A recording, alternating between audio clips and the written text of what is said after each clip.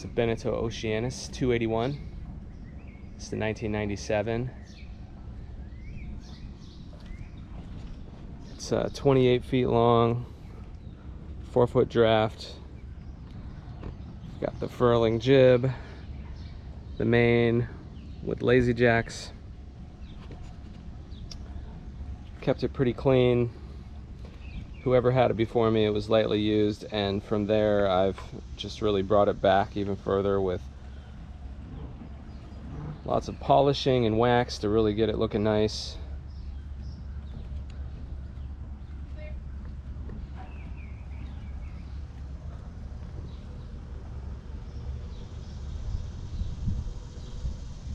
Nice lines, super beamy.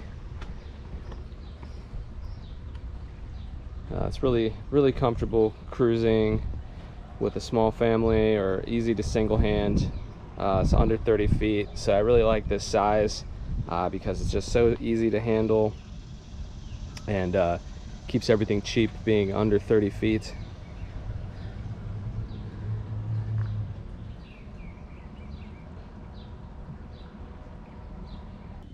Pretty clean, pretty lightly used boat when I bought it. Bought it from an older gentleman, and it's really clean, not a lot of damage on here. It's a pretty nice cockpit, pretty spacious. It is a bit hard to get around the wheel. Sometimes I do wish I have the tiller, which just I think would open up this cockpit even more. But it is nice to have the binnacle with this folding table so you can entertain. The transom here, this is a really nice feature. This opens up. You can actually walk through here and out into the transom. One of the reasons I bought this boat is just to have a nice open transom that you can jump off of and go swimming. You can see that from the helm, everything's very accessible. You've got the autopilot, throttle, engine controls, and the 2 self-tailing winches, all within arm's reach or just a step away. All the lines are led aft, so you've got the main sheet, the outhaul, the main halyard, and the jib halyard, all led aft to the cockpit. Some boats have a main sheet traveler. This model does not have that. They're really pretty big and kind of ugly, so I kind of prefer it without, although it is hard to trim the main when you're going upwind. So something to consider.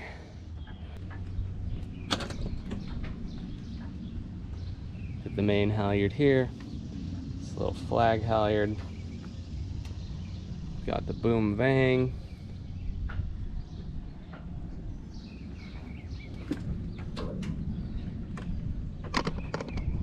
Here you can see my Harkin roller furler. I just had that installed this year.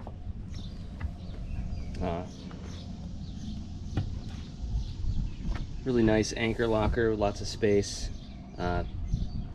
Actually had 2 anchors in here at one time, and more than enough space though for 1 anchor with tons of road.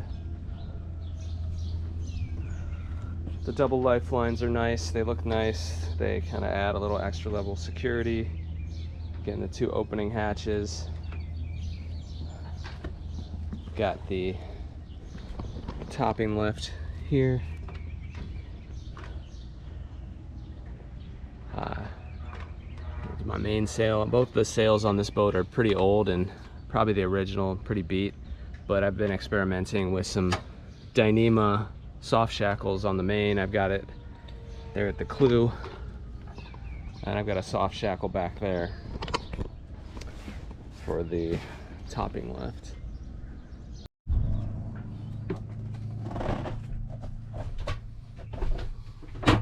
All right, down in the main cabin, see here we've got a lot of open space, lots of natural light and port lights. And then you have that nice big aft cabin.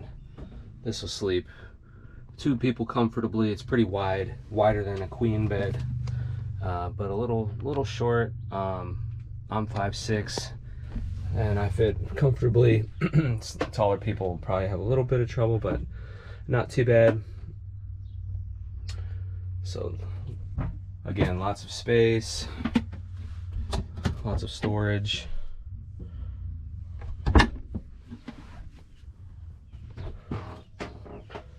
Got a really nice galley, pretty simple.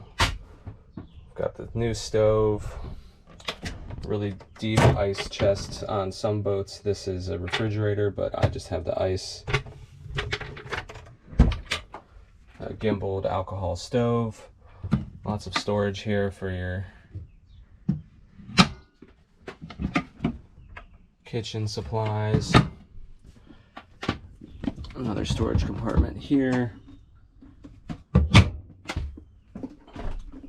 Door for your utensils and things. And storage underneath here. Keep the cooking supplies up here, and just kind of like trash and other tools down here. At the nav station, we've got this kind of extra locker. I put some spare parts for the engine in there and some other larger items. It's a nice little spot here to put everything where it won't fall, and recharge your phone or your speakers. Again, on the chart table, got the electronics, navigation, shore power, all the switches, the VHF radio, a little storage underneath here.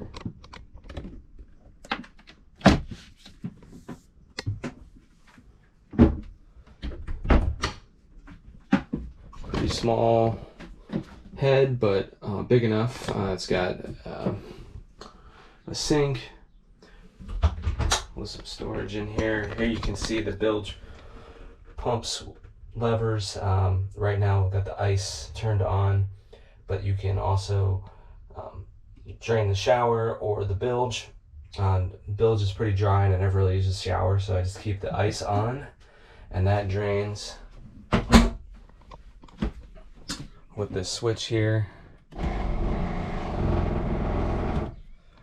One interesting thing to note is that this boat does not have a float switch in the bilge. It's all electrically controlled with that switch there, so bilge is always really dry. I've never had too many issues with any water coming in here. Really no water at all. When I previously bought it, there was some water that had gotten in through a leak in the hatch, which I've replaced.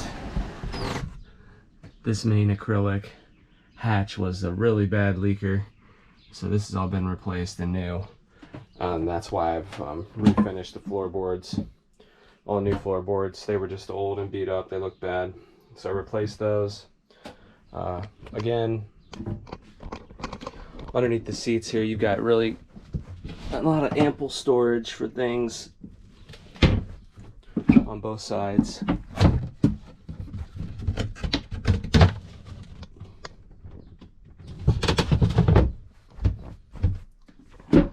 And enough space to spread out and lay down. This table folds up so you can have a nice dinner with probably 4 to 6 people if you fit them tightly in here. And then you got the V-berth, pretty small V-berth. I wish it were completely closed off with a bulkhead and a door, just a little bit more privacy, but this does make it appear more open. Right now I've got this with the backrest down so that you can see how someone would lay down, and you put your head here, and then it's about 6 feet, and then this can be put up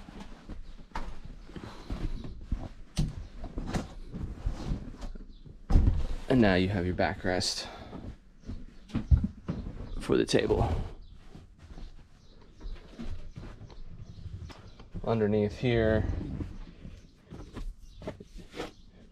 under the V berth, you have a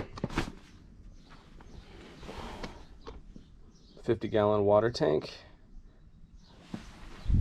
Pretty big tank for a small boat, so able to keep a lot of water and rinse off after you jump in. Again, we've got 2 opening hatches to let in lots of air and light. And that's pretty much it.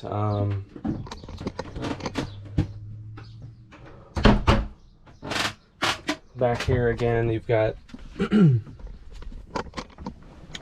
access to the engine and the batteries, so you can turn them all on. Just have one on, and you got some engine access through this compartment here.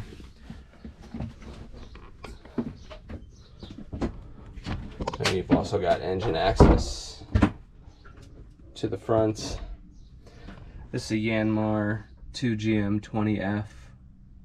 It's in pretty good shape. I've done some recent maintenance to it, and it's doing pretty well. Changed the lift pump, changed the mixing elbow. So I think that stopped a little fuel leak that I had, and everything's really running pretty good on it.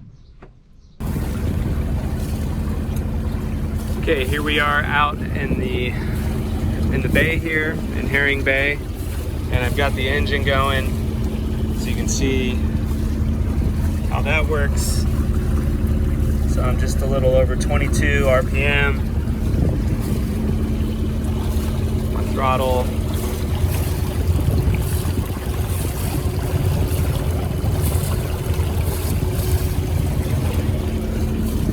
So with no wind, no real waves, it's pushing me at 5.5 knots. Here she is sailing on a beam reach with like 5 to 7 knot gusts maybe, in calm water. And we're doing like 3.5, 4 knots, maybe 4.5 on some of the gustier winds. But really pretty balanced. You can see just kind of got it locked here.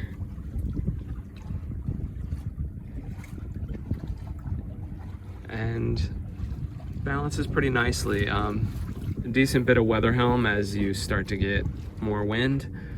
And then I like to reef around like 15 knots. I'll put my first reef in, and then probably double reef at 20 knots.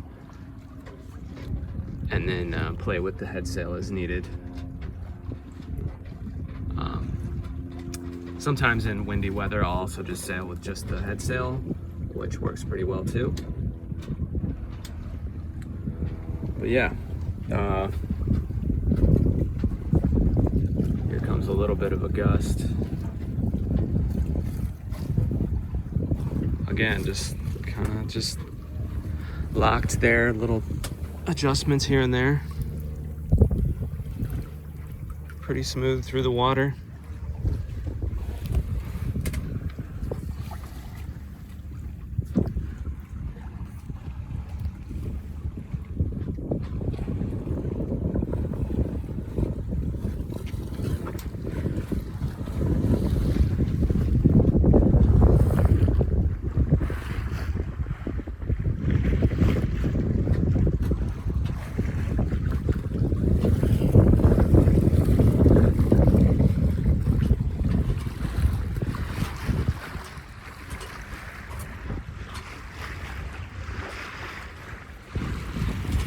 Again, I'm not under auto helm, just got the tiller locked, or the wheel locked, and we're doing pretty good.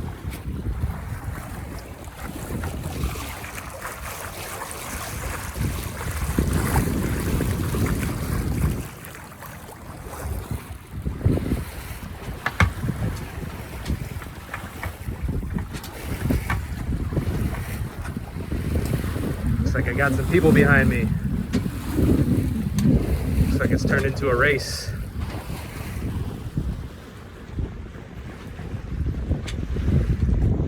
so you can see it's been about a minute and I haven't touched the helm yet. Looks like I'm rounding up a little bit. I'll get back there, but these beat sails do pretty good.